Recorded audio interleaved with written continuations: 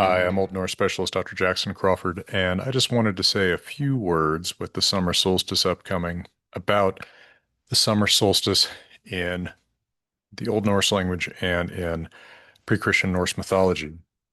So, one of the things that, as I've pointed out many a time, we are least well informed about is the practice of pre-Christian religion as opposed to the stories of the pre-Christian gods.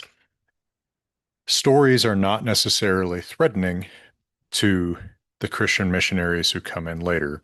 If people want to entertain themselves with stories about Thor, as long as they don't think of Thor as somebody to worship, that can be sort of provisionally tolerated, especially in a small community like Iceland. And indeed, there was a lot of toleration of these stories for many centuries following.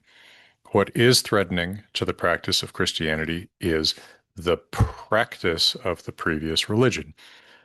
So we have extremely little about prayers, extremely little about rituals, extremely little about holidays, because we don't want people celebrating those pre-Christian holidays, right?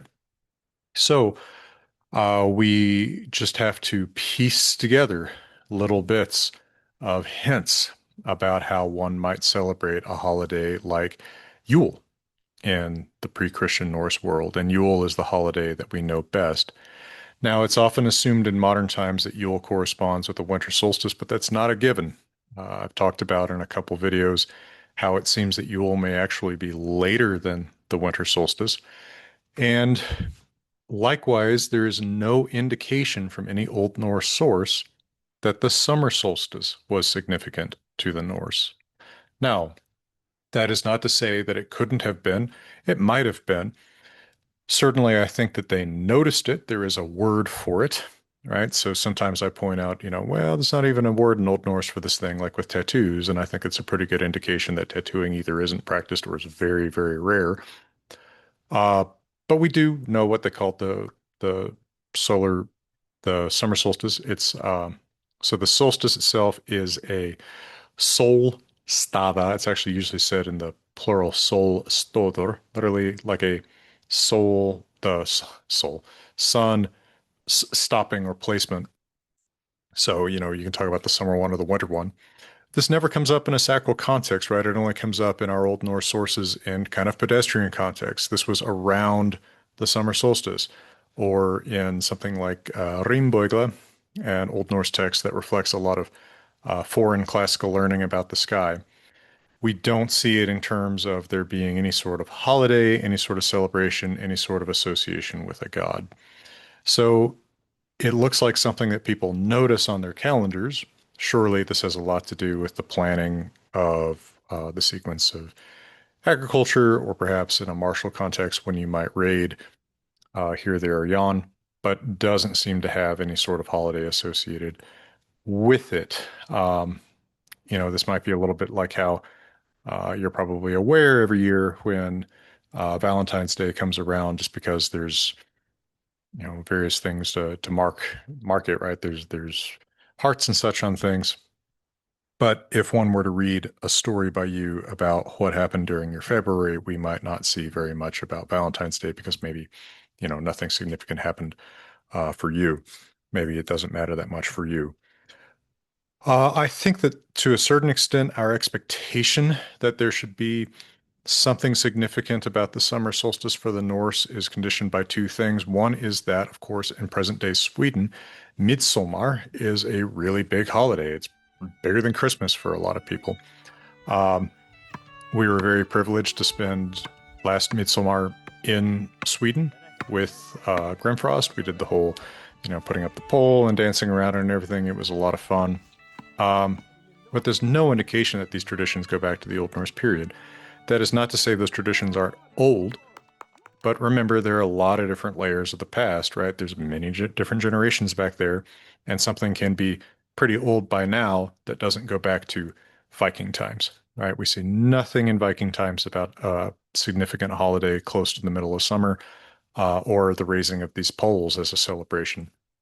Before you say that Egil Skallagrimsson raised a pole, remember that it was for a very different purpose. It was to curse someone, not as part of a celebration. I think another thing that conditions us to expect a big significance to the summer solstice and winter solstice is probably this way that, not only do we conflate many different layers of the past together, but we conflate uh, lots of different uh, past cultures, basically just for not being Christian. We tend to conflate them. So all of the pagan cultures of medieval Europe, which we are pretty underinformed about, we tend to associate factoids about one with factoids about the other. So since Stonehenge looms so large in people's imagination of what pre-Christian religion might be like, and of course it makes sense, it's in an accessible place. It's hugely imposing. It's super impressive. My word, how did people make this? Right? It's like it was designed to impress, and it's still impressing thousands of years later. I think it's given us to expect that pre-Christian religions in Europe must have been really, really tuned into particular astronomical events like the summer solstice, winter solstice. And I think that's also a little bit conditioned by modern notions of magic and ley lines and things like this that might be, energized by particular astronomical events, right? The planetary alignments and solstices and such and such. But Old Norse writers really just don't talk about this. So while there might have been some significance to the summer solstice for the pre-Christian Norse, we don't know what that might have been, and we don't know how it might have been celebrated. Any attempts to create a Norse solstice ceremony, holiday, etc., are then going to be the result of modern reconstruction, modern imagination. Well, I hope that's a reasonably interesting take on this question that I get often around this time of year.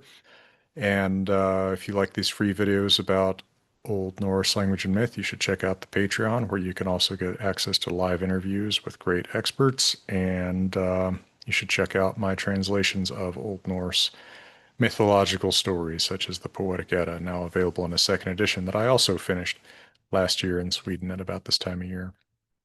Well, for now, from indoors in beautiful, windy Colorado, I am wishing you all the best.